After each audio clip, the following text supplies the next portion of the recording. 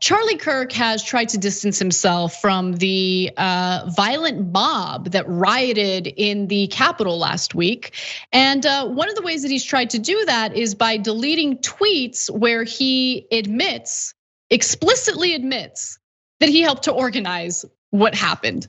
So let's go to this tweet. There's a screenshot of something he had tweeted earlier. And so in the wake of the Capitol riot, Charlie Kirk has deleted a tweet in which he discussed sending 80+ buses full of patriots to DC to fight for this president.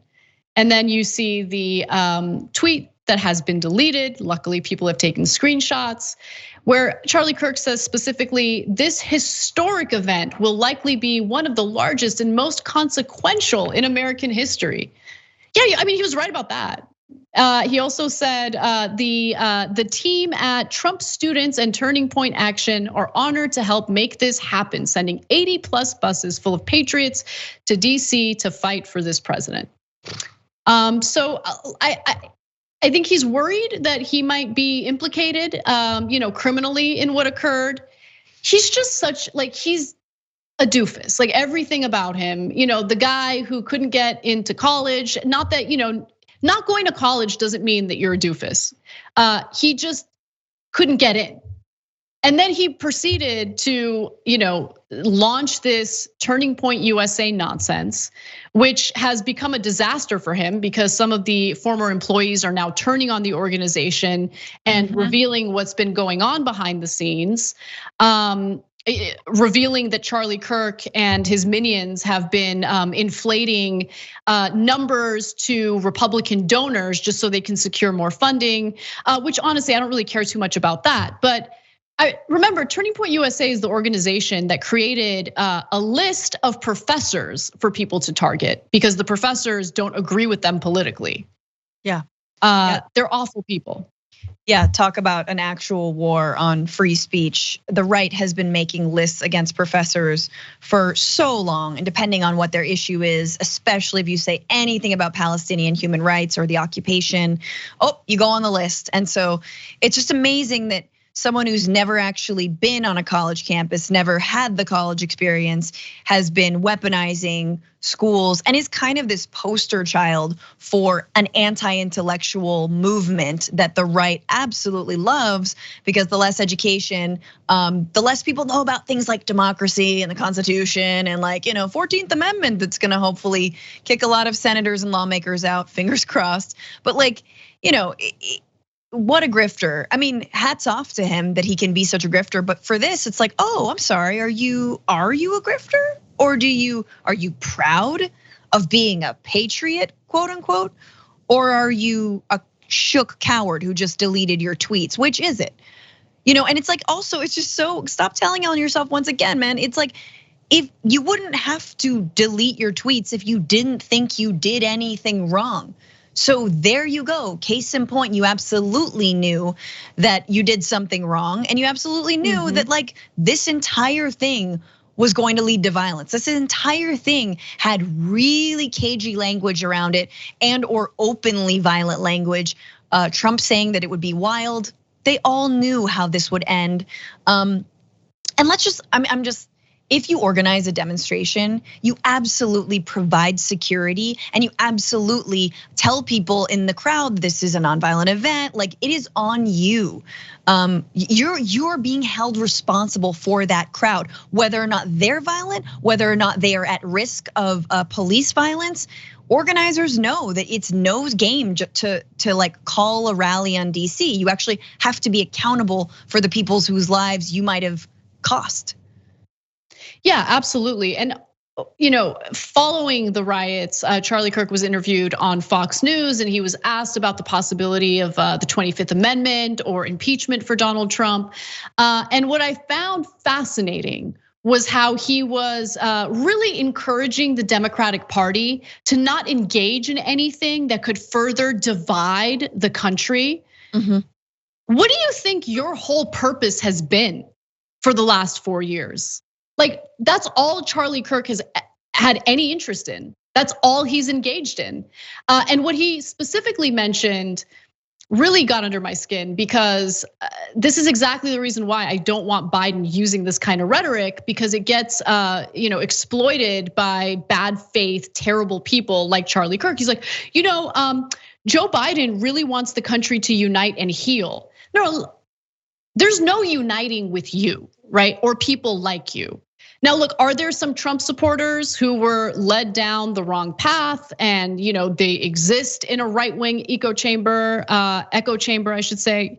And I don't think that every Trump supporter is hopeless. I wanna be clear about that.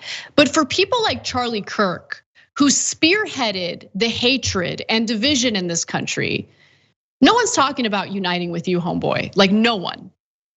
And I have no interest in it. I think it's important for the left to think about building a broad coalition. But I reject wanting to build any type of coalition with people who have either enabled, fascistic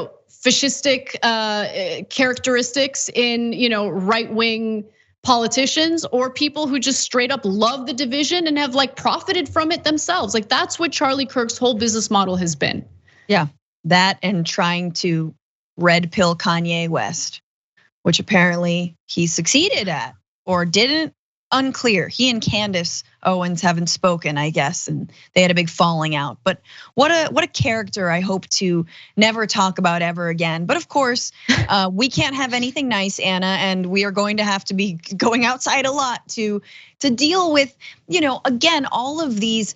I consider him someone who's got a platform, someone who has a responsibility, someone who has taken millions of dollars from the dark money groups that we were talking about earlier, has helped, it's been just this sort of, human centipede of support within the right wing. And he needs to be a casualty of the Trumpist moment. Goodbye, no more. Absolutely, absolutely.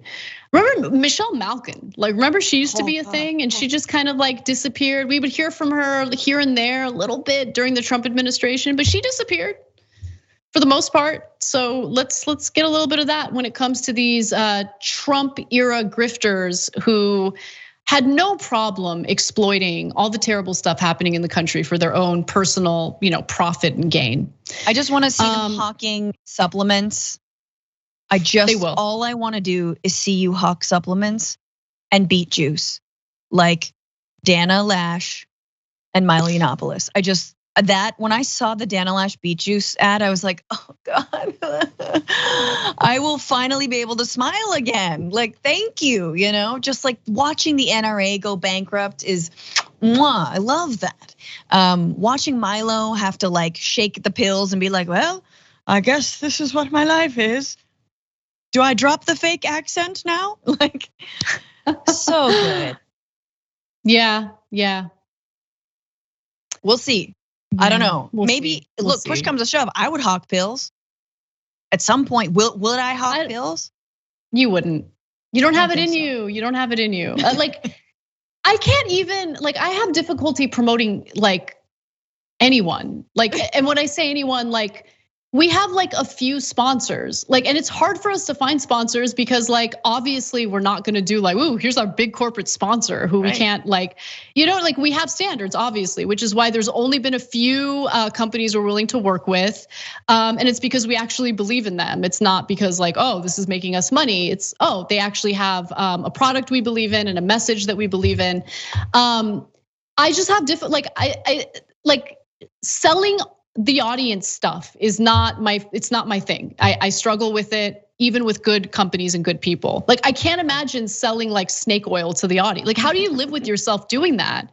How? I don't get it. And that's the thing that Jake and I had a talk once where I was getting there are days where I feel super down because there are all the incentives in this space push you in the wrong direction.